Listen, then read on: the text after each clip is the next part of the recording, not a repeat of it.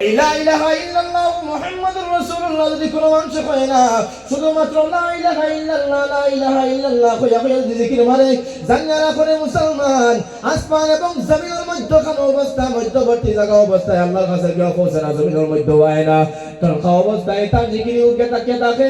এর লাগে রব্বুল আলামিন ফরমান কালামুল্লাহ শরীফের মধ্যে, ও আমার নবী, ও আমার হাবিব, ও আমার বন্ধু, আপনি আপনার উম্মত হলে জানাইয়া দেও, বলে ও আমার উম্মত হলে, কুল ইন কুনতুম তুহিব্বুনাল্লাহ ফাত্তাবিউনি ইউহিব্বুকুমুল্লাহ।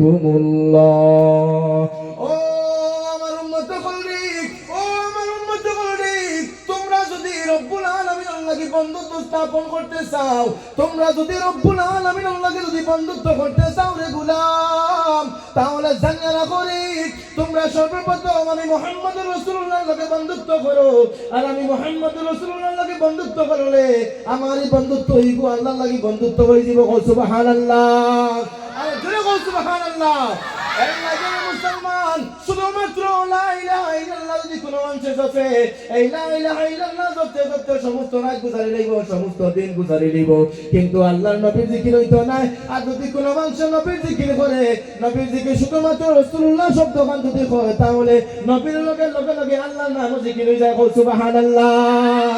এর লাগে রব্বুল আলামিন কালামুল্লাহ শরীফের মধ্যে ফরমায়, মান আতাওয়ার রাসূল ফাকাদ আতাওয়াল্লাহ, যে মানুষ আমি মুহাম্মদুর রাসূলুল্লাহর ইতাআত করলো, জানিয়া রাখো কোনো সন্দেহ নাই, কোনো সন্দেহ নাই, এ নিশ্চয় রব্বুল আলামিনের ইতাআত করে লাইছে। জোরে বল সুবহানাল্লাহ। যদি কোনো মানুষ রাসূলুল্লাহর ইতাআত করে, রাসূলুল্লাহ যদি তাবেদারি করে, রাসূলুল্লাহ যদি আপনার রাসূলুল্লাহ যদি ইয়াদ করে জিকির ও আজকার করে, তাহলে এই মানুষের জিকির রব্বুল আলামিনের জিকির হয়ে যায়।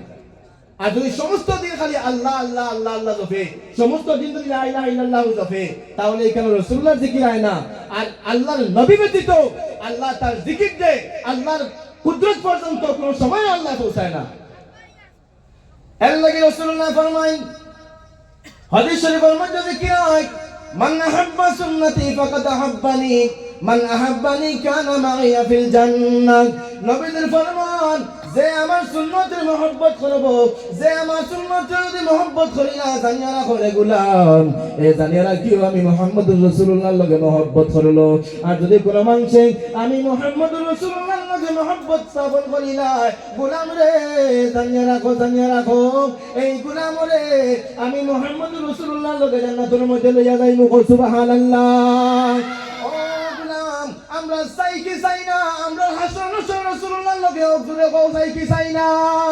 ও মুসলমান, যদি আমরা চাই আমরা হাসর নাসর আমরা কবরের জিন্দেগি নবীদের লগে গুজারব, আমরা হাসর নাসর রাসূলুল্লাহর লগে হাসর নাসর হোক, আমরা নবীদের লগে বেহেশতের মধ্যে গিয়ে প্রবেশ করি, তাহলে জানিয়া রাখো রে গোলাম, তুমি যদি মারা যাইবাই, মারা যাওয়ার পরে তোমার নিয়ে যেই সময় তোমার আত্মীয়স্বজন হলে কবরের মাঝে নিয়ে রাখবা, কবরের মাঝে রাখার পরে যেই সময় দেখবা তোমার কবরের মধ্যে রাখা হয়ে গেছে, ওই সময় ফেরেশতা ওই কবরের মধ্যে আয়া হাজির হয়, হাজির হওয়ার লগে লগে তোমার এই কবরের মধ্যে আয়া তোমার বদনের মধ্যে ধরিয়া ফেরেশতা ওরা তুলা মারেন না, তোমার তুলা মারেন তোমার দাড়ির মধ্যে ধরিয়া, যার দরুন জানিয়া রাখো রে গোলাম, আমরা আদম জাতীয় তার নাম কি মাটির সৃষ্টি, আর ফেরেশতা বলে তার লাগি তোমার নূরের সৃষ্টি, নূরের সৃষ্টি